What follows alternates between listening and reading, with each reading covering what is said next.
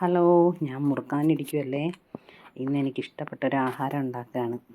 അതായത് കുരുമുളകും വെളുത്തുള്ളി, ഇഞ്ചി, പച്ചമുളകും സവാളയെല്ലാം കൂടെ കുനുകുന അരിഞ്ഞിട്ട് കുരുമുളക് പൊടി ഇടണം.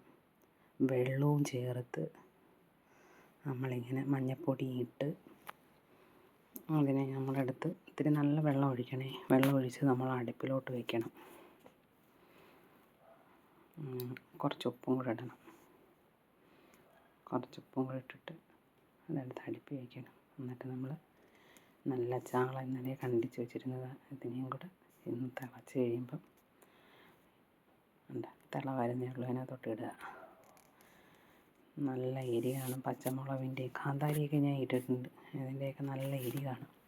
അതിങ്ങനെ ചെറുതായിട്ട് ഇളക്കി നമ്മൾ സാധാ അടുപ്പിലാണ് വയ്ക്കുന്നത്, വിറകടുപ്പിൽ, ഗ്യാസല്ല. നല്ല ഇളക്കി നമ്മൾ അടച്ച് വയ്ക്കണം.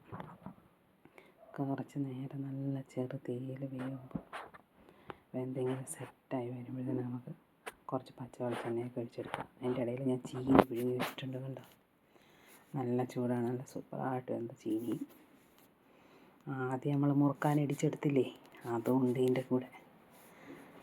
മുറുക്കാൻ ഇടിച്ചെടുത്തതില്ലെങ്കിൽ പിന്നെ എന്തൊരു ചീനി പുഴുങ്ങിയതല്ലേ.